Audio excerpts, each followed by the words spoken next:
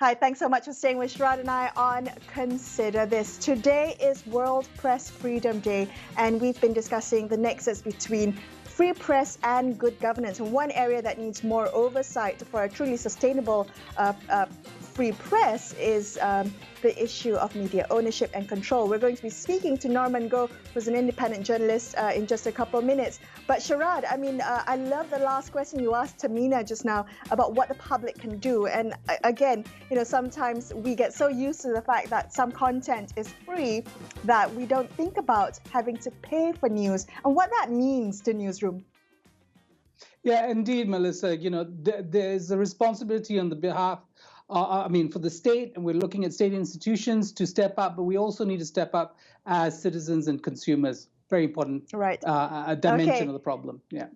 So Norman Goh, independent journalist, is joining us on the line now, and we want to ask him, Norman, we understand that you've been tracking media ownership in Malaysia. Can you walk us through some of the trends that you've been observing amongst Malaysian news organizations? Is there anything that you've been watching that's raised red flags for you? Recently, first of all, thanks for having me on Consider This. I've been waiting for the show, and happy World Press Freedom Day to everyone. We're looking at the problems with some of the new ownership right now. Where we are looking at is media convergence, where the industry itself is really shrinking. And some of them, recent one we've seen, the Oriental Daily had to shut down their print on April 16. And I've been tracking this, some of the new media ownership.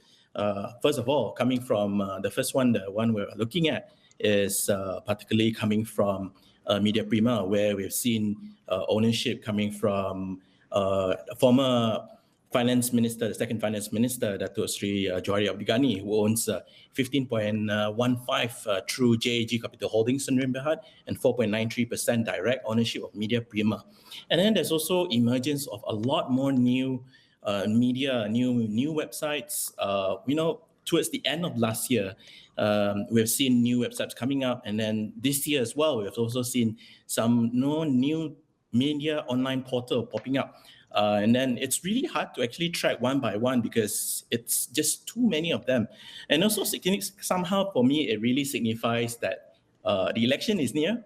So there's a lot of money going around, and of course, to track these new media companies, first of all, it's quite, this data is actually available openly. So we can actually track if usually some of the media, they don't usually publish the name of the company. So it's actually take quite some time for me to track down, for example, the name of the company, the identifiers.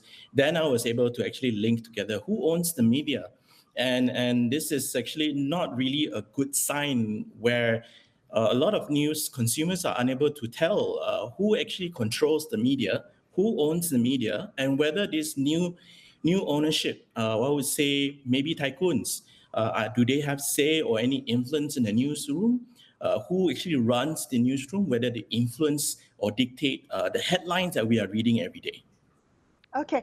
Norman, I want to ask you, you cited that there are a lot of new news media websites coming online. We've seen the emergence of multiple players within this space, Malaysian Gazette, Malaysia Now, The Vibes, Malaysia Dateline, I could go on. And you seem to think that that's an indication that elections are near. I had read that as the media is thriving, the space, there's more... there are gaps to be filled. How do we think about this? Is the online space saturated? Why do new, online players keep popping up? How sustainable is that business? I don't think there's new players are actually sustainable, because one thing for sure is actually to run a digital news platform. If you have about 30 editors and journalists, you need about $500,000 ringgit to run on the monthly basis.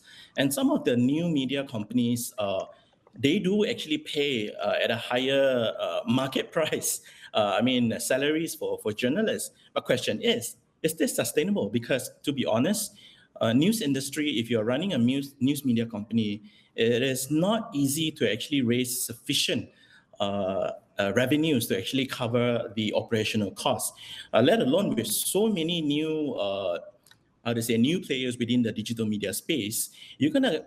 you are literally scouring and just scraping on the surface of the number of audience. And yet, bear in mind, we only have 32 million people in Malaysia. And it is actually a very small cake, a very small pie that everyone is chasing after. And then the biggest pie is usually the Malay language, where most Malaysians actually do read Bahasa Malaysia websites. And in English, it's even smaller. Chinese is only about 20% or even less. So with new websites, the first thing that actually come to my mind is that how are they going to sustain? Say, if you have about 30 million, how are you going to sustain over a year or two? So question is, when it comes to we want to take revenue from Facebook traffic or even Google Ads traffic, you really need to have at least 2 million unique visitors a month to actually reach up to that level, even in order for you to cover the cost. So this media divergence in terms of new media websites are popping up. My question is always about sustainability, because generally those Norman, who sustain. It seems that, Norman, can you hear me? It seems Yes, I that can hear you. Politicians, in the game of influence, right? They buy these media organizations to get influence, to shape public opinion, and push people in direction in terms of their political behavior.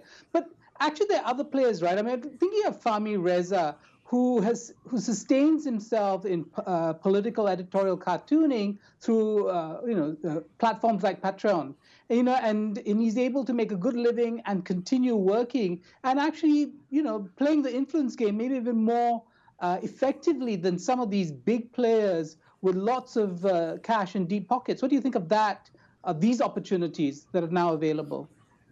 I think that in looking over the past 2 years itself, there are a lot of new opportunities even for a lot of journalists. Like myself, as an independent journalist, I can have more flexibility.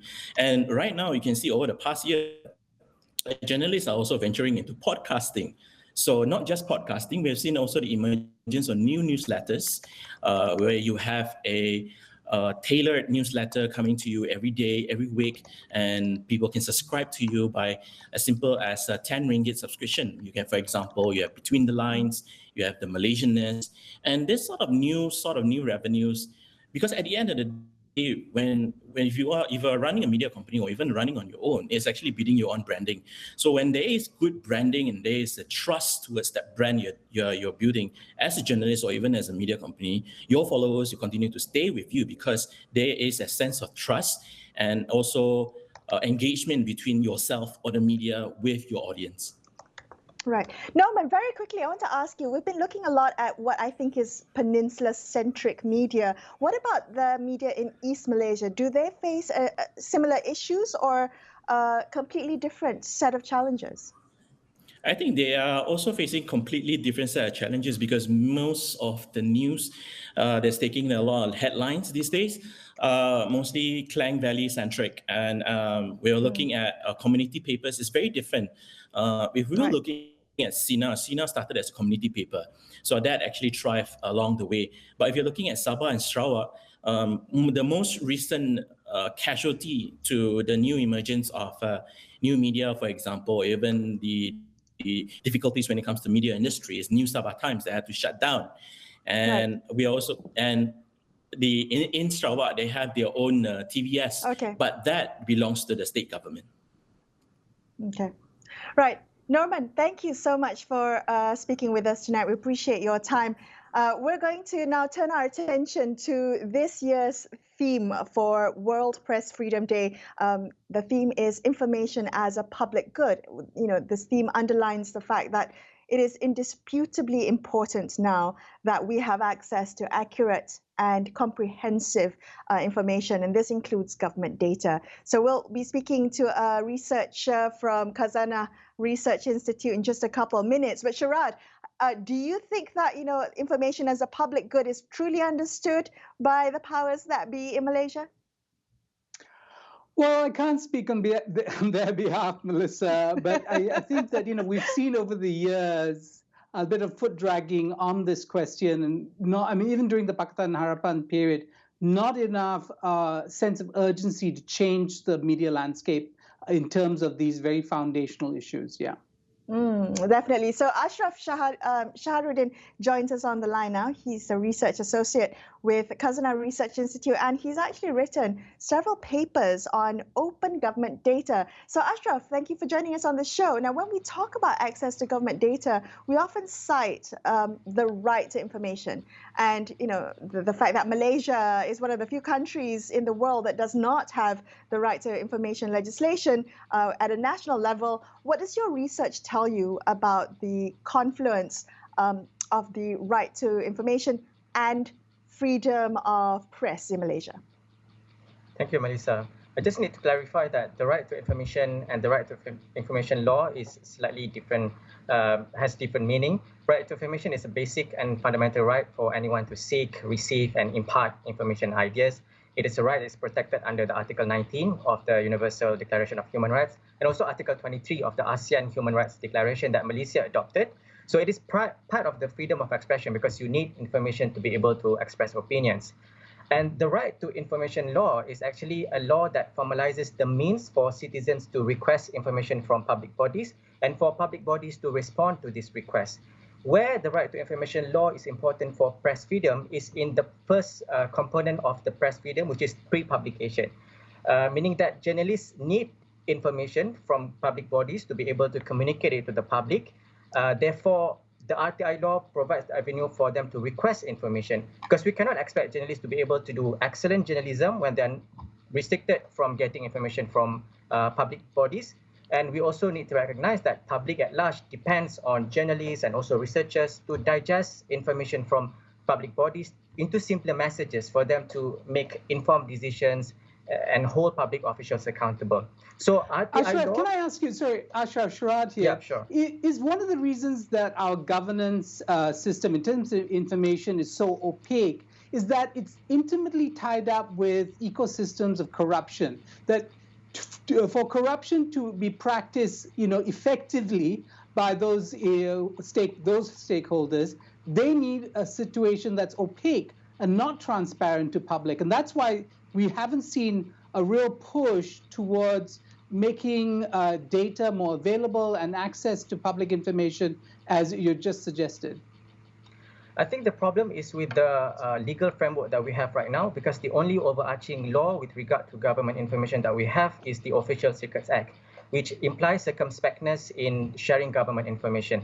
Therefore, it is sensible for public officials to practice restraint in sharing government information because the law implies circumspectness. So that's why we need to push for the right to information law, whereby we change the culture of secret by default into open by default. But I would say that the substance of the RTI law is also important because we do not want to merely have an RTI law, but it doesn't have any power to actually compel disclosure of information by public bodies. So what do you mean by that? Because, I was reading a paper and one of the things that you cited was the fact that I think 90% of the world's population lives in a country with a right to information law. But we're in the 10% here in Malaysia. What does that look like for us to have a good right to information law legislation at a national level? We also have to realize that we're now living in the digital age. I think it's now the time for us to have an RTI law, but one that is fitting for a digital age. One concept that has been raised to prominence lately is open government data. It's a slightly different concept than the right to information law, whereby right to information law is reactive in nature, meaning that citizens go to the public bodies and request for information and public bodies give this information. Whereas open government data is proactive in nature, meaning that public bodies are encouraged to publish as much data as possible without anyone needing to come to them and asking for data. And this made possible due to the advancement of digital technology and internet, and make it easy for public bodies to share government information and for citizens to access this information. So I would say that the way forward, I think, and it's also an opportune time for us, Malaysia, because we haven't got an RTI law yet, is to formulate an RTI law that also combines with the concept of open government data and one that is fitting for digital age. For example, encouraging government information release in machine-readable format, and also promoting proactive disclosure of information. Right. Ashraf, thank you for joining us on the show tonight. We really appreciate your time and you sharing My the pleasure. insights and your papers that you've written. Thank you. That's all Thank we have you. for you on this episode of Consider This. I'm Melisa Idris. And I'm Sharaad Kuttan, signing off for the evening. Thank you so much for watching and good night. Good night.